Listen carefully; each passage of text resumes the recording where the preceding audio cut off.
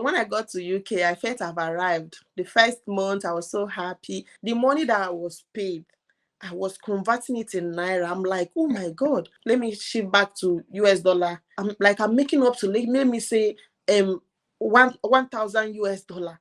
Unlike compared to where I'm coming from, I'm like, oh my god. And then I started paying some bills. Maybe some persons I borrow like £100 or £200. I just started offsetting those bills and all that. And then later on, I found out that, oh my god, this shit is getting real. By the time I pay house bill, by the time I pay electricity bill, gas and all that, I found out that there's actually nothing left for me. I used to have this perception that if you're in the UK and I ask you money and you don't give me, then you are stingy. You don't want to give me.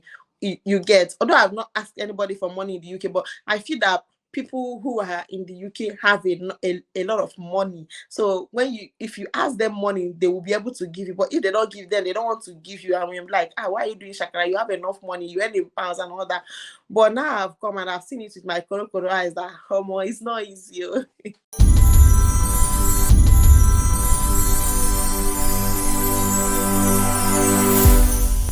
Living in Ghana, abroad, a first-timer visiting Ghana, or a company wondering where to get quality service providers in Ghana for any job, then Ejumapa On Demand Services is here to assist you. Ejumapa On Demand Services connect requesters and service providers such as masons, plumbers, electricians, auto repairers, home and office cleaners, trash collectors, rent agents, spa attendants, roofers, beauticians, teachers, CCTV installers, and all artisans on one platform. Yes, one platform. Trust Ejumapa On Demand Services to sort you out any day, anywhere, and at any time. To download the app, please visit the App Store and Play Store or visit our website www.ejumapa.com. Daily Hustle in the UK, guys. I welcome you live on SBTV Africa, and I have a lovely sister with me. She's not from Ghana, or she's not a Ghanaian. They are yet to know her.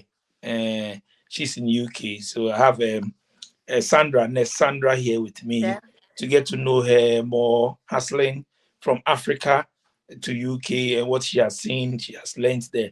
This show is not only restricted to Ghanaians, so because when you come on our channel, we have more of our local dialects on it, but I have English interviews too with some of our African brothers and sisters. So if you want us to do English, just WhatsApp me and I'll bring you on.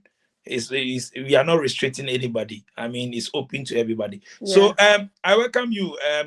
Today, my flight, I have a special flight, DHW 1642 Concorde plane, Daily Hustle in UK. Sandra, I welcome you live on my show. How are you doing? I'm good, thank you.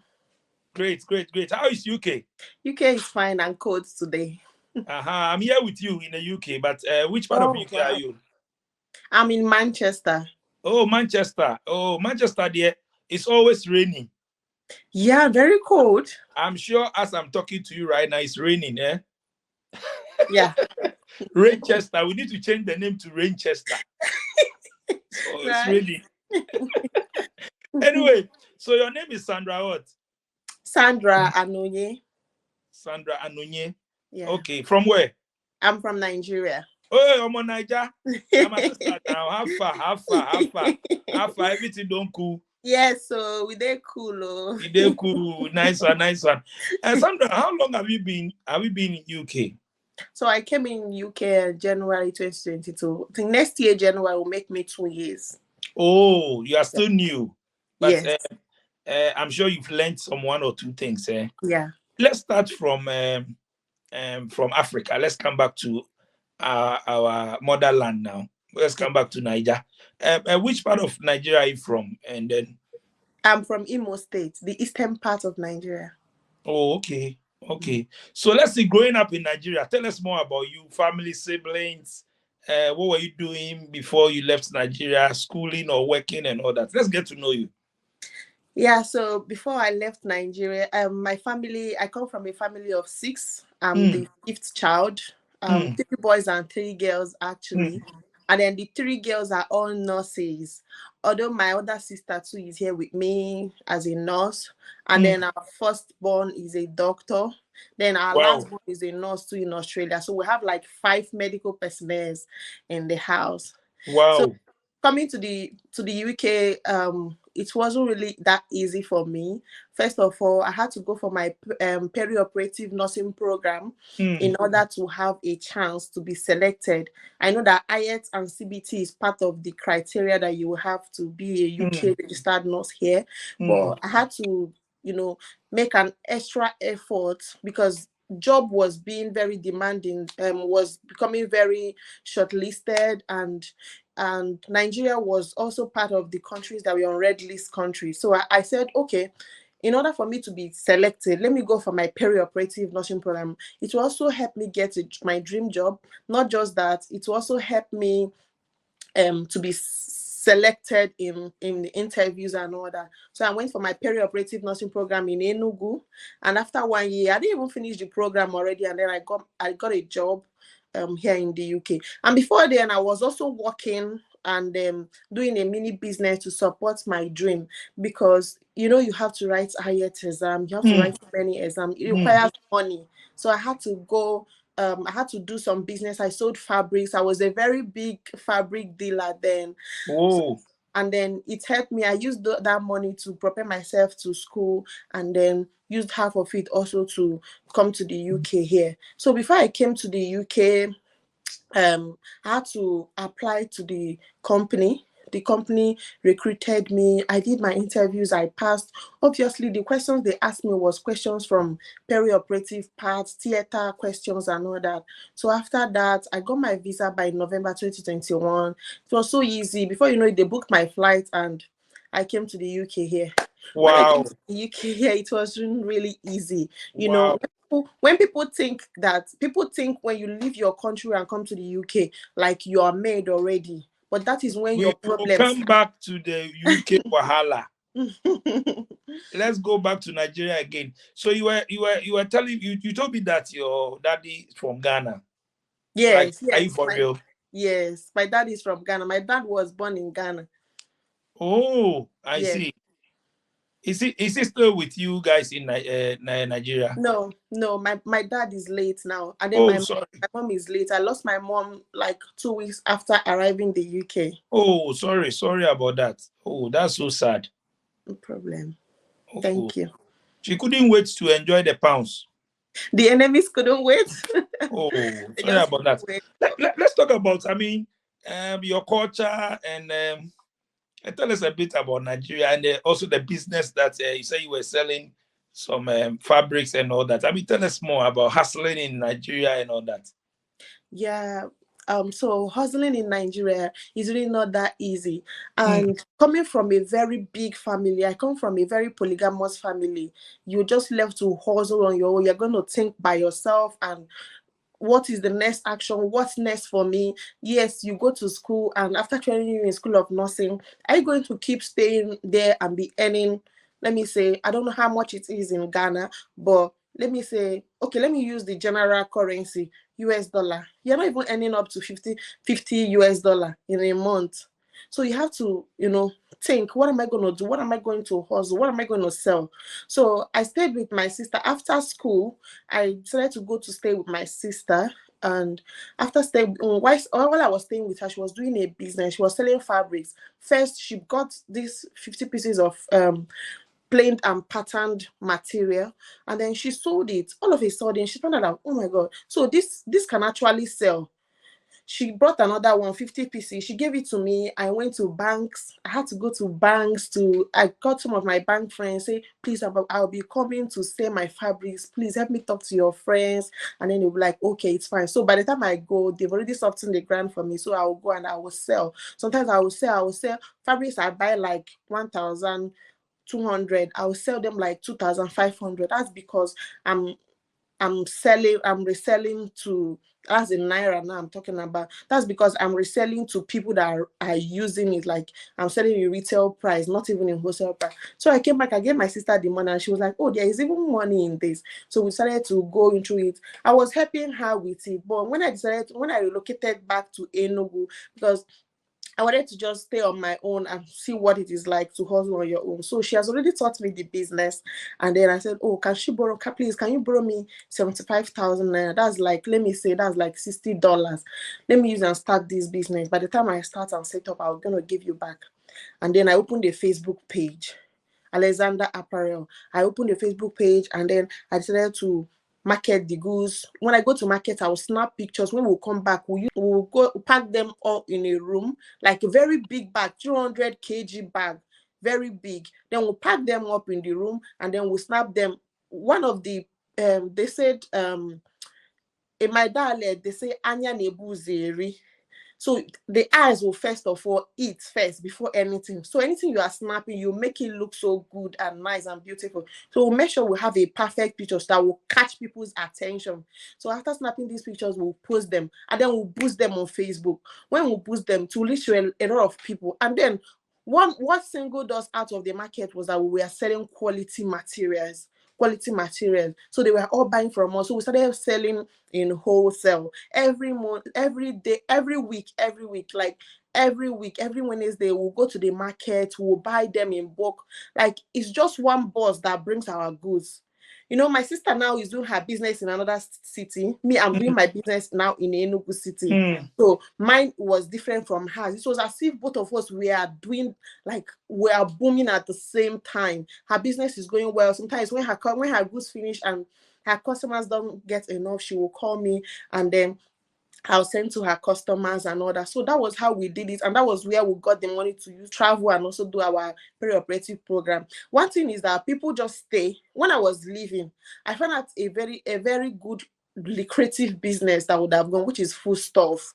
When I was leaving, when I wanted to buy my food stuff, stockfish, snail, goat meat, like when people want to make this, people food is something we eat every day. Clothes is something we wear every day. So these things, if you are doing business and you're not on this line, I feel this line of business go flourish very well. So sometimes people just stay on their own. I don't have money. You see a lot of people sending you bills. Oh, please, can I get this? Oh, can I have this money? But problem is that they are not hustling. If I'm still in Nigeria up till now, I would have still been hustling. If not that same fabrics, I would have still been doing food stuff business, because I feel that this business are the things that goes very well in the country now. So does it mean we have more opportunities, like we have more ways to make money, but it looks like we don't see it, or what? Yeah, some people don't have the opportunity, or two, they don't have the finances. Then assuming I didn't have the money, assuming I didn't ask my sister to please help me with the capital, I wouldn't have started up that business. I was just like, oh, somebody please help me. I wouldn't have started up the business. And again is the courage. At first, when I started, I bought 50 pieces when I started. Do you know that I was up all night? I was praying, and I said, God, please help me sell these fabrics. And then I finished selling it. Do you know the next time I bought fabrics, I bought 400 pieces. And I'm telling you, and I sold off everything within 1 week. I'm like, oh my God, there is actually business in this. I had to keep, sometimes people are scared that, oh, if I buy this, I don't want it to just be in my hand for a while. I want to just sell off sharp. So people are afraid of going into the unknown, going into to buy something they don't know if they're going to be able to sell it. Is it like we don't take risk? We don't want to take risk. Yes, some persons don't want to take risks. Yes, they are scared.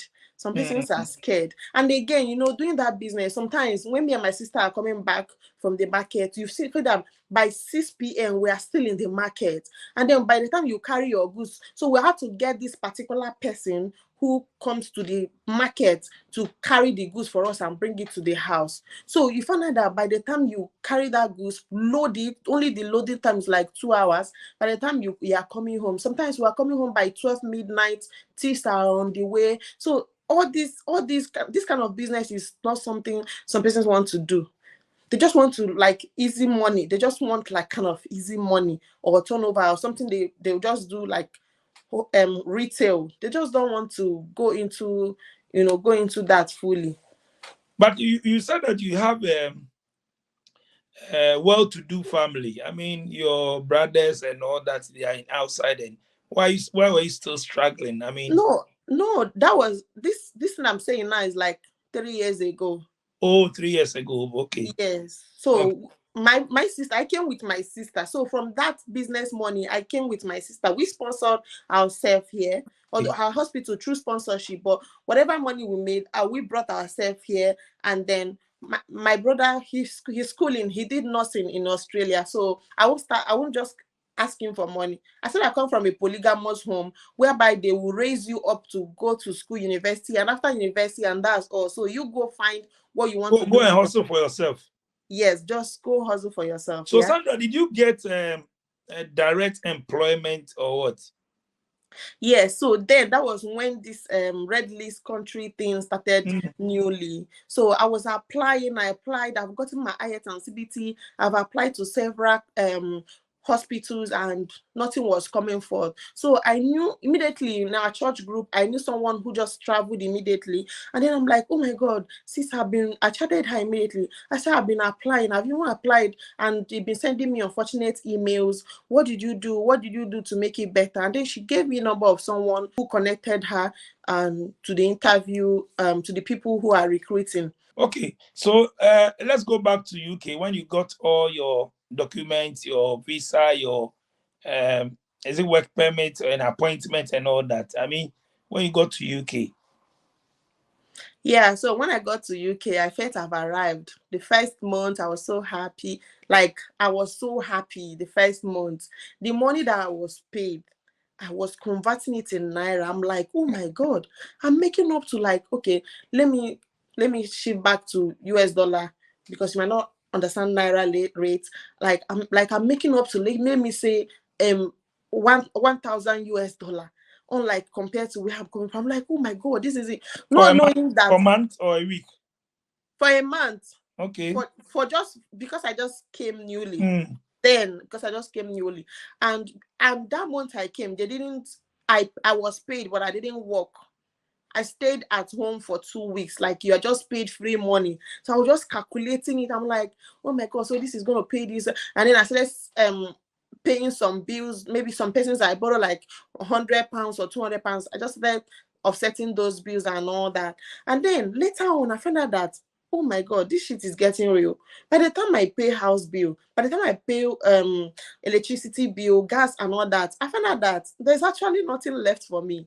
And so there was a time one of my videos went viral about a nurse complaining in the UK, and people were saying, and then come back.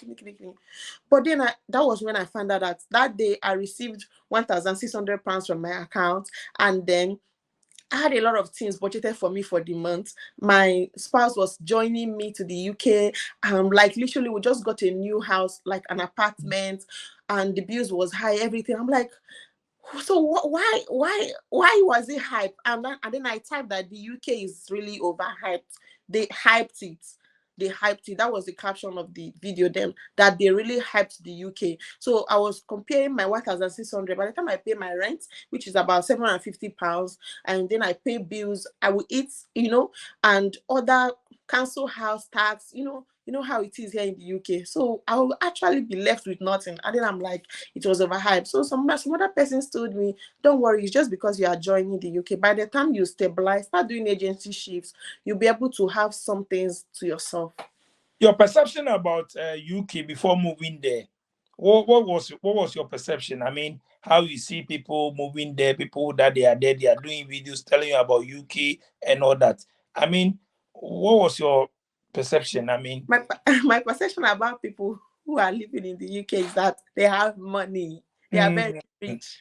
Like when you go, the way they used to say it, that when you go to work, like one work you work like this is like 1 month salary in Nigeria. Cool. I would like that's I felt I used to have this perception that if you are in the UK and I ask you money and you don't give me, then you are stingy. You don't want to give me. You get. Although I've not asked anybody for money in the UK, but I feel that people who are in the UK have a lot of money. So if you ask them money, they will be able to give you. But if they don't give them, they don't want to give you. I mean, like, why are you doing shakara? You have enough money, you earn in pounds and all that. But now I've come and I've seen it with my koro eyes that it's not easy. so you two now you are stingy. No, I'm not. No, I'm not. No, I'm not. So what I do in the month is if I'm being paid, I remove my savings. I remove my contribution because I'm staying with my husband. So there's a kind of way we share bills. You know how couples do it here in the country. So, but whatever is left for me is what I will use to do giveaway. Like I will just used to give. If anybody asks me, I can. But if that money is finished. We'll continue from next month. You get, because So you if were you keep, married. You were married back in Nigeria before traveling to UK. yes, I Oh, okay. I yeah. see. So when you got the opportunity, you came for your husband. Yes. So when my husband came 3 months after I came, Oh, okay. so he came I in see. around April, Oh, I and I see. came in January. How about the work? Tell us about the work. I mean, I'm sure by all means you've seen some differences. I mean, when you went there, the way they do their things and all that. I mean, tell us about working in UK So yeah. So as when I a came, nurse.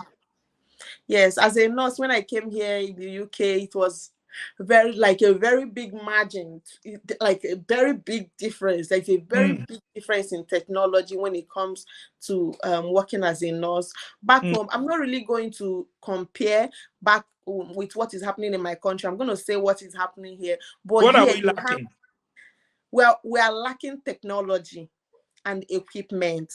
Like when I came here, it was very easy to work as a nurse. It was very, very easy. You can just check patients, just normal checking of patient blood pressure. You don't need to, and then you put, like, everything is just there. Everything is just there. Everything is just like, and one thing that intrigued me more is, as a theater nurse, I work in the theater. I've worked in the hospital back home where a diatemy is a cutlery that is used to coagulate blood vessels. Without that diatemy, you bleed. Somebody can bleed to death in the theater. So that equipment is usually reused and reused and reused. We'll reuse it like 10 times, 20 times. But here, in fact, if they do a case, if they're about to do a case and the patient does not turn up, or maybe something happened that case didn't happen, they're going to throw it away. They are going to bin it. Just so you see that talk more of when you used on a patient, you're going to throw it away. So even there was even one um there is this orthopedic equipment that was used the other time. I didn't want to throw it away. I'm like, how can you throw this away? And my mind, that was what I was saying, but I don't want to say it out. Let it not be like, like, can you not? In fact, it's even a big thing for you to say you don't want to throw that away. So in my mind, I'm like, why do you need to throw this away? This is a very big metal and stainless steel something. How can you just throw it away like that? I'm like the thing was just doing me. Should I throw, not throw away in the sharps bin? But you find out that those things they use it, it's just one use. They don't reuse it, unlike what we practice. And it's very, very easy, very, very easy here. Wow. Okay. Let's talk about the lifestyle here. What you've learned aside the work and all that. What you've learned. Um, you've been here for this close to 2 years. What you've Yeah. seen in UK. What are you telling people back home when they come? Some of the mistakes, some of the things they should grab, some of the opportunities they should grab, some of the things they should not do, and all that. What have you seen so far? Okay, first of all, when you are coming to the UK, don't bother doing any training. You see, not like per se your educational training. I mean, like as a nurse, I would advise don't bother doing ALS, CLS, all those BLS. Don't bother doing them. Basic life support, I mean. The hospital gives them free. But back home, we pay a huge amount of money to do all these courses. When my sister was coming, she paid roughly 200 and something thousand naira to do those courses. And you come here, they'll even be begging you. They will send you notification, email notification. Please make sure you complete your e-learning and all that and all that. Make sure you complete it by the end of the year. They will even be the one to be persuading you to make sure you complete to make sure you complete it. We pay vigorous amount of money to have these courses done. So if you're coming to the UK, don't bother doing all these courses. Secondly, I've noticed something here in the UK. Hmm. When I came, people thought I'm very proud or very vulgar. How would I say, like insulting? Because even watching videos that people make in Nigeria, I find the way they talk to people, they don't put please, thank you, please, thank you. Like, you want, even when you alight from a bus, you say thank you. Like, it's very common here, and it's a very good habit I have inculcated, that if I go back to Nigeria, they will be like, this guy is so respectful. But it's a normal thing you should do. At work, the first day I went to work, what I was just hearing was, I came back from work, my ear was still doing thank you, like thank you. Like the way they say thank you, I'm sorry, thank you, it's just too plenty. So I feel that just like somebody now, for example, in Nigeria, if you want to tell somebody to bring something for you, get that for me, please. Oh no, get that for me. Get me that toy there. But they will here, please, will you be kind enough to get me the toy? And when the person get it to you, say, oh, thank you. Like, I don't know, but in Nigeria, we rarely practice all this. But here, you find out that it's kind of like a courtesy to do all these things, and it's a very good thing I've learned. What about the accent? I mean, the English. Yeah, right. What about that? So when I came at first, it was very difficult. Like, do you know the other time I went to Scotland to visit my friend, and I was at the bus station. I'm like, please, I'm going to so place. Can you help me? And then the person spoke. Blah, blah, blah, blah, blah. I said, sorry, I don't understand native language. I said, I didn't speak native language. I just spoke English. I'm like, oh my God. But now it's getting better. It gets better with time. Sometimes you'll be saying some things at work, and then they'll be like, yes. And we in Nigeria, and we Africans. Pardon. You'll be saying, pardon me. They don't hear us. I think the feeling is mutual. The same way we talk is the same. The same way when they talk. Is it like the English we are learning here is different from theirs or what? I think it's kind of hard for them. Like, it's too thick for them. I see. Okay. Aside that, I mean, what else have you learned? I mean, any culture shock? There's a lot of culture shock I've learned, especially their food. You know, back home in Nigeria, we have less of fruits and vegetables, but here, it was when I came to the UK, I was seeing peach for the first time. Like, I'm not gonna lie, I saw peach for the first time. And I tasted it. Was kind of like work to me because I'm not used to it. I'm not used to the fruit. Like, a lot of things, a lot of changes. There is a big and drastic change here. But we have Afro shops here. We have our foods here. We have Nigerian restaurants. Yes, exactly. And all that. We have those Afro shops here. Yes. But or you don't get ogbono soup. You can't prepare ogbono soup here. Sure, I do. As a matter of fact, I eat my African food. I don't eat English food. Oh, okay. Aside that, let's see. I mean, spending, cost of living, how you manage aside the rent. I mean, paying those taxes, bills, and all that. I think everything has to do with discipline. So every month you bring out and budget. Oh, I'm going to budget like this month. I and my spouse, we budgeted £300 for food.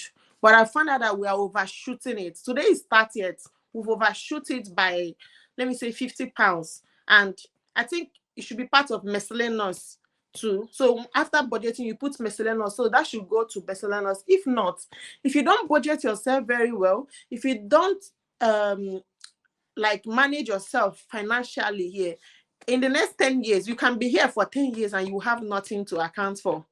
You will keep sending people urgent 2K. Somebody will say, oh, please, I need this, and you send.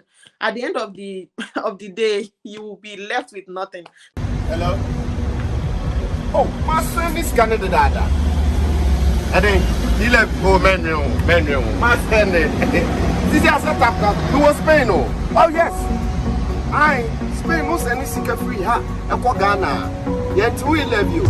It's 11 and as a man of a baby from Rono. Oh, that be my son. Would you check your phone? Why? It's very easy now to send money from anywhere in Europe to Ghana. I'm in Spain right now, and I just send money to my mom. And on Tiasia, also don't send it, don't take e-levy. No, on tap send, there's no e-levy charge. It's just free when you send. Those in the US, those in London, those in Canada, plenty places in Europe. You can send your money through tap send to Ghana, and please, it's free of charge. There's no deduction in any e-levy or any charge at all. So what are you waiting for? Send the money to those family people. Me must send it. Let's go and take a clan talk. Reggae man of a pack. It's tap send. So you need to manage yourself. You need to manage your electricity. You need to manage your light. You need to manage your gas and everything for you to have something at least.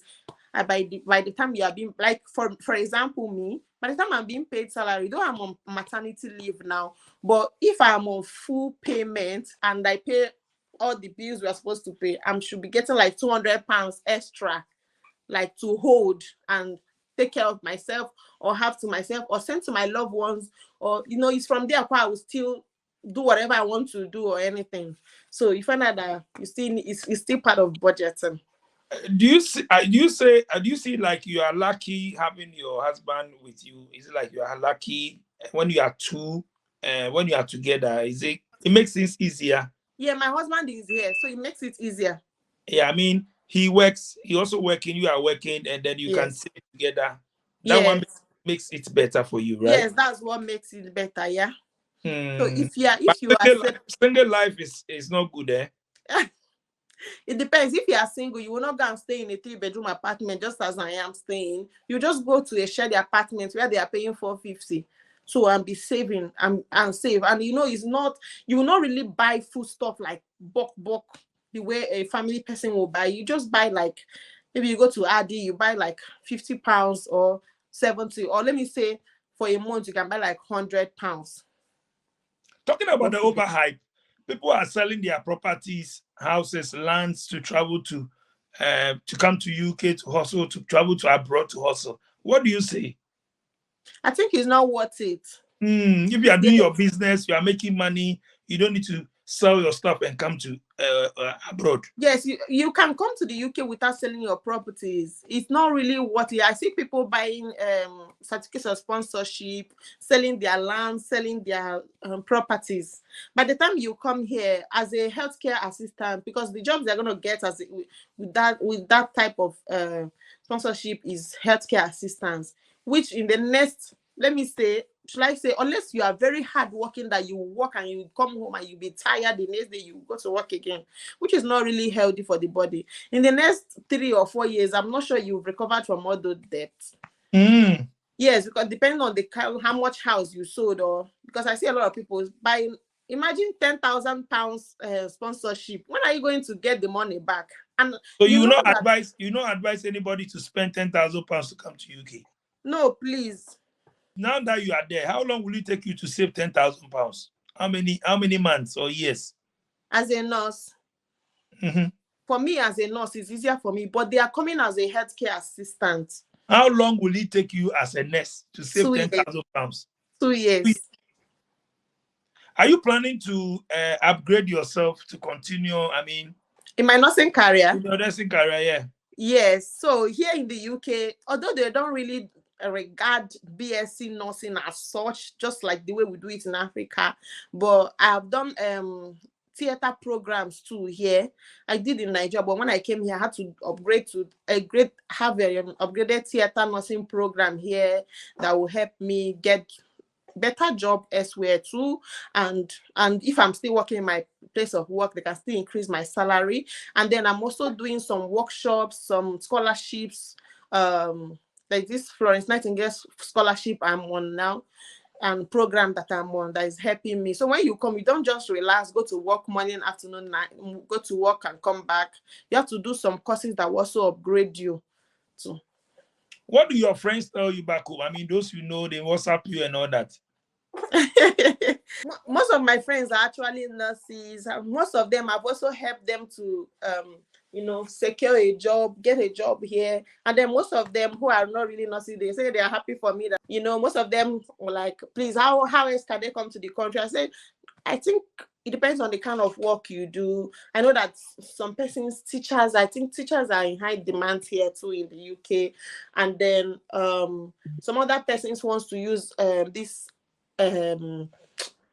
healthcare assistant to come. But I think that way is really not a good idea. Why is it not a good idea? Because £10,000 to pay for COS is too much. Me, I feel they should come, and then I'm sure for them to think of coming, they must have done a university course. Just look for a university here, even if it's like £4,000 first registration of school fees. You can use money from there, and after you finish, remember you'll be working. Remember you'll be working as a student. At least you'll be stabilized. You get to know the country a bit, and then by the time you finish, they'll give you study visa. By the time you finish study visa, you should be able to get a company that will give you a sponsorship, and I don't think you have to pay vigorous amounts of money like that. I know someone who just finished and got sponsorship and didn't even pay a dime like that. Sandra, Yeah. how are we going to develop our country and to stay here and to work and get money rather than we have to travel to? So meaning that when we go to school, we finish everything, we have to travel to, the focus is we have to travel to Igbo. Is that the plan? I think that's the plan. If we don't go to Igbo, meaning you can't make it. We can't make it in Africa. As I started before, this place, what we are lacking in Africa is technology. So everything is very nice here. The technology is nice. Imagine having like even health sector, the technology is nice, everything. The road I went to do Webi when I was in Nigeria. If I want to deliver goods to my customer in the morning, I will do Webi early morning, 5 a.m. Throughout that day, that's how I'll be receiving calls. Driver did this, driver did that. I've gone to receive my Webi. The driver is costing me, saying I should pay 500 naira. This is but today I did Webi today. I just went to the impost locker. It's just like an impost locker. It's really not far from you. Just put the code of that Webi that you've generated and put it there. Before you know it, see 3 days you've got. Just put it there. When you get 2,000 pounds paid job in Nigeria, will you come back? 2,000 pounds paid job in Nigeria, will you come back? No, why would I come back? Oh, you 2,000 pounds a month paid job, you will not come back to Nigeria? No. Why? Because that's almost what I'm earning here, so I won't come back. You won't come unless it's more than 2,000 pounds. Unless it's more than 2,000 pounds, but I'm okay with 2,000 pounds. You know the African foods and everything, the African liberty. You'll be walking along the way, you will greet your friend, your neighbor, like. But here, everybody is just on their own, or nobody knows you. Even if you some of them, if you even get them on the road, say they will not even answer you. Like life here is too cold. It's too the relationship is too cold. Not like the weather, like it's too cold. It's not welcoming in Africa where everyone is cheerful, everyone is happy, even if we are eating or not eating, everyone is just joyful. Let's talk about Nigerian community. I know Manchester, Nigerian community is everywhere. I mean, you've met a few ones, right? Yeah. How do you support each other? Talking about maybe if there's opportunity here, coming together and all that. Do you guys support each other? Yeah, I support each other because I feel knowledge is power. Because there was one woman I used to know. She came in, she was stranded, not like she was kind of stranded, but she really didn't have much what she was doing then. But because of the information I got, I had to link her to people that will be able to help her. So that's why it's good to mingle, not just be on your own. No. But I've had a chat with a few people. They say, "Oh, pull him down syndrome." This one, when you meet at workplace, even they don't open up. Do you guys also have the same thing? Yes, it's everywhere. So it depends on who you want to mingle with. It's everywhere. It's just everywhere. Backbiting. Like somebody will see that this is where you fetch your water from. The person want to go there and put color inside it, so you will not drink the water again. So it's everywhere. Why, so it's why are we like that? We don't see ourselves as brothers and sisters to come together so that we all progress. Why are we like that? Support it's each other. competition. I think it's even individual difference though. It's competition. Nobody wants you to be greater than them, which I feel is foolishness. It's just competition. And if they are being greater than you, they want to do everything to pull you down and not go to the management to say bad things about you and all that. Have you experienced anything like that? Obviously, yes. I feel everybody experiences it in this health sector. Our own people, your own brothers and sisters. Well, for me, no, I've not experienced anything like that. I don't know if they go to my back or anything to say anything. I don't know. The way this kind of things, you're not going to know if people are saying things against you. It's when the management now comes up to say, oh, look, you now use your sense to know that, oh, see what went on and all that. So, but it The way happens everywhere. the way these Indians come together, they support each other, they try to push themselves, buy properties, and they are owing a lot of stuff in UK and all that. Can't we do the same as Africans? You know why you're saying it like this? Because you are in Africa, you are in Africa. If you are in India, you also know that not all of them are cool. Oh, as for that one, we will know, but they will not be cool, but at least we have seen it. Yeah, but there are African people too that are helping each other. We are few. Yes, we are few. So we are preaching so that we will do more. We are few. Just we have good ones, but it's few, right? Yeah, that's true. So we want everybody to help. I mean, help our brothers and sisters back home, those who we have met there, or that we should be good to each other. That's what I'm trying to say. But sometimes this thing you're saying, I don't think it's possible. It will not work. Yes, because I work on the way. I don't greet black persons because I came into this country for 1 year. I've been greeting a black person. Okay, I do actually, but there's a way I would look at you. If I just greet first one and you would do me body like this, I would just shift. Well, if you greet black person, what's the response? If you greet a black person, they will snub you. They will be like, it's as if I don't blame them. It looks like they've been dealt with before. I feel they've been dealt with before. Maybe somebody has done something bad to them that they feel that, oh, Africans, like when they come to this UK, they just change and all that. So I don't even bother. If I get close to you and I see that you are laughing, you are cheerful. Oh, I want to, I want to correspond and then ask you, oh, where do you live? Oh, do you mind me visiting you? Oh, do you mind coming to my church and all that? Then we'll exchange contacts. And I'm not even a calling person. When I exchange contact, I might just call once in a month and all that. But you see somebody who is not like too.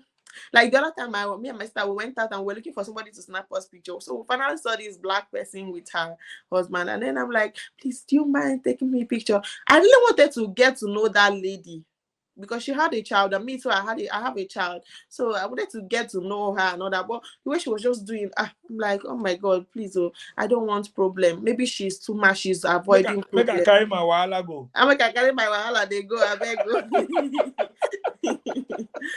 Anyway, do we still have the opportunities for people to get direct employment and all that? For now, it's very difficult. So I would just advise people to come with self-sponsorship as a nurse. Oh, okay. Okay. You can sponsor yourself. Yeah. Okay. But what about the job opportunity? The jobs are there. For nursing? For nursing. Yes. They really need them here. They really need them here. But the problem is that our country, our leaders are not cooperating well. Because if our leaders are cooperating well, they will remove this red list country, whatever, and nurses can be able to come in, and work here. But if they can sponsor themselves, let me say roughly about Nigerian currency, I would say like 4 million naira. I don't know how I'm going to classify it in dollar for you to understand, but it's 4 million naira for that. You can convert it to pounds. You are okay, UK, so no, we know the pounds. Don't deal with dollar, deal with pounds. 3,500 pounds. 3,500 pounds. Yes. Okay. So what are the steps? Expenses. Let's say if I have that money, what next? If you have the money, and you are a nurse, yes, like it's very. If you've gotten IELTS and CBT, it's very easy. You just go ahead and book for your OSCE. Go ahead, book for your visa. Visa is £100. OSCE is £790. Book for it. Go ahead, book for your apartment. If you don't have anybody staying here with you, that money, that 4 million will be reduced. But if you have, if you have somebody here to reduce, you can squat with the person. But if you don't, know that you have to pay for house rent for like 3 months. Let me say 2 months. The moment you come here and write your let me say 1 month, because if you are booking your visa, you should not tell them that you are coming here to stay like 1 week or 2 weeks before your exam. They will not give you that visa because they will think that, oh, I thought you said you've prepared for this exam and you're coming to the UK to write the exam. So why should you stay 2 weeks? Why booking stay 2 weeks before you write your exam? And if you're not ready, they will deny you the visa. So you just book 1 month apartment, 1 month. But Sandra, we have people that they are being in UK that they are saying that they can't get a job to do. But Those care as a nurse, no, but those care Okay. and all that, they don't get job to do and all that. But people keep saying that there are jobs all over. What is the Okay. problem? Is it I like think we don't have the right connection, or we don't search, or what?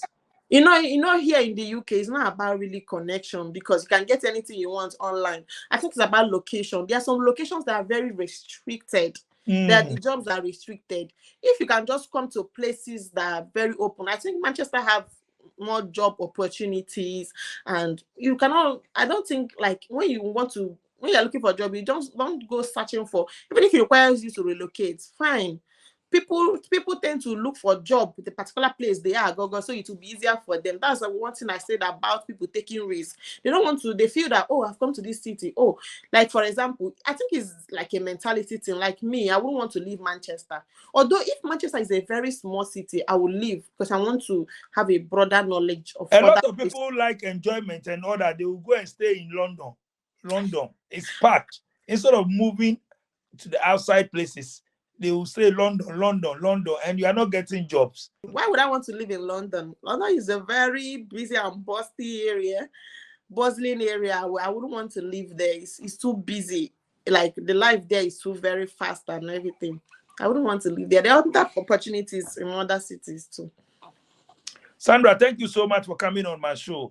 Do you have any shout outs to give to your family, friends? Oh yeah, I'm shouting out to my sister. So she just left. She stays in Lincoln, and so she just left today.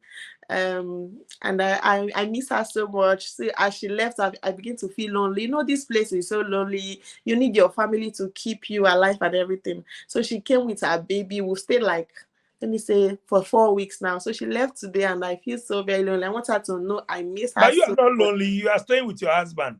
So why are you lonely? You are not lonely. Husband is different now. He's It's different. different. What about those who are single? At least your husband is there. You'll be talking to him. That's true. So you are not lonely. Okay, sir. Thank you. Okay, continue. So I want to tell my son that I miss her so much, and I'm hoping that I'm gonna see her again. I love you, sis. Thank you. I see. Tell your Nigerian friends to come, those who are in abroad, to come on the show and come and share their experience. Okay, Tell no them. problem. You guys come and share your testimonies on this show too. Thank you so much. Thank you so much, Sandra, for coming on my show straight from UK. Daily Hustle in UK. Wherever you are across the world, all you need is internet. If you want to come on my show, my numbers are on the screens. You can just WhatsApp me or send me a voice note. Don't call, just send me a WhatsApp or voice note if you want to come on. And Charlie, let's vibe. My name is DJ Nyame. I'll thank my production team, DJ Click Sharon. Tina, subscribe, share, drop your comments. To us. At Venice View Beach Resort, we welcome you to a star-rating vacation with access to a private beach, individual chalets staffed with California king bed, Turkish furniture sets, and ceramic decor pieces. You are assured of an R&R stay with us. Our architecturally designed Black Star Square pool, bordered by the ocean, provides a more breezy swim and relief of stress. Come enjoy a full-service holiday lodging facility at affordable rates. Locate Venice View Beach Resort at Bakun near the Atoabo Ghana Gas Company in the western region of Ghana. For further inquiries and bookings, do visit www.veniceviewbeach.com. Venice View Beach Resort, redefining luxury. She has a plan, a secret mission filled by gratitude and affection. She chooses her mother's favorite breakfast. Delight Foods, House Sakoko, a harmonious blend of flavors crafted with care and devotion. The taste of tradition and comfort.